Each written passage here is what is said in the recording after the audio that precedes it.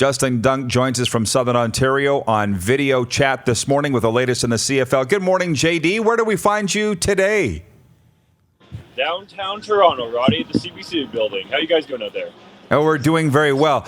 Justin, you're a sportsman, a sports fan. As an NBA town, how's the death of Kobe Bryant affecting Raptors fans and even yourself out there? It certainly is around downtown Toronto. Last night, the CN Tower was lit up purple and gold.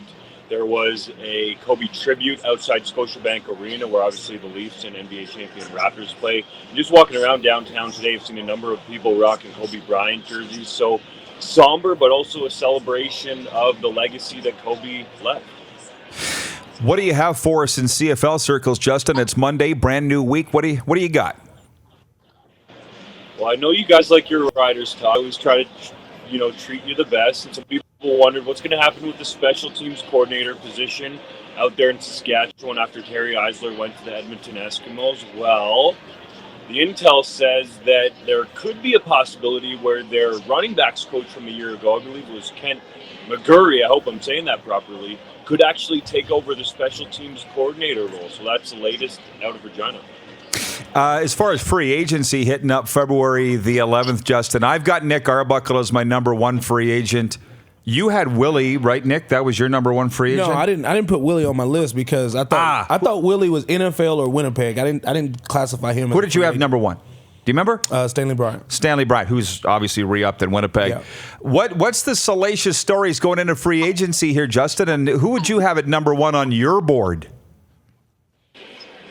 Whoa, that's a big question as to who to have number one. I'm sort of with Nick on Willie Jefferson in the sense that I think it's NFL or Winnipeg, but I do think there could be some dark horse teams out there in on Willie Jefferson. One guy of interest to many Riders fans is going to be Solomon Elimimi, and I think he could be highly sought after. As for a number one on my list, it's always got to be surrounding that quarterback position. So I look at a guy like Nick Arbuckle, young, has some starts under his belt, is relatively healthy.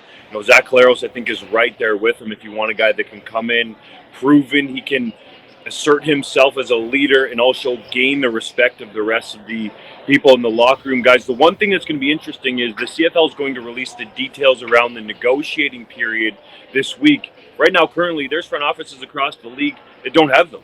So they're going to have to play it by ear in terms of how to approach that period overall going into free agency. I got to ask you, Justin, because you're talking to so many people on a daily basis in the league. The Atlantic Schooners, Touchdown Atlantic's going to Halifax July 25th, Riders and Argos. I'm still 50-50 on whether the Schooners ever play a game. What's your gut telling you? Overall, it does seem like it's going in a positive direction. It was a massive step to get that $20 million from HRM or the Halifax Regional Municipality. Now it's going to be with the province. And, Roddy, I'm sort of with you. I'm more 60-40 where I think I could see it happening, but until there are more steps taken, I'll stay right there. I think it's more likely than not at this point, but we need to see the province really get behind it. And when they had this game, the Riders and Argos out there this season in Halifax, the people on the East Coast need to pack that barn. It's one thing for the Rider fans to come in from all different avenues throughout Canada, but they need to fill that stadium with people from the Maritimes. Last question, because I'm sure your arms are getting tired. I just got to say, hats off. The off-season story so far in the CFL has been Chris Jones staying in Cleveland. You nailed that 2 weeks ago. You going to tell us this morning how you heard that, Justin? Come on. Kudos on that one, by the way.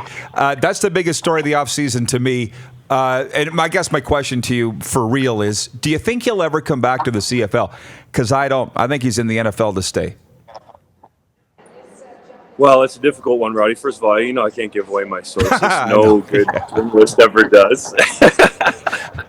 But it does seem like he's going to stay in the NFL for at least one more year. And the more you stay in there, the more connections you can make. He was at the Senior Bowl. He was scouting the Shrine Game for the Cleveland Browns, so clearly has some staying power in that Cleveland front office. And I really believe the more connections he makes, that he'll be able to try to continue to climb the ranks in the NFL. It's such a quick business, can turn on a dime, so you never know. But it looks like he's all right, at least for one more season, and we'll see what happens at the end of next year. Canada's Adam Schefter. Justin, thanks for fitting us in today. Enjoy downtown TO, and we'll be in touch. You bet, guys. Be well out there. You're watching Rod Pedersen On Demand. For more of The Rod Pedersen Show, visit rodpedersen.com or follow Rod Pedersen on social media.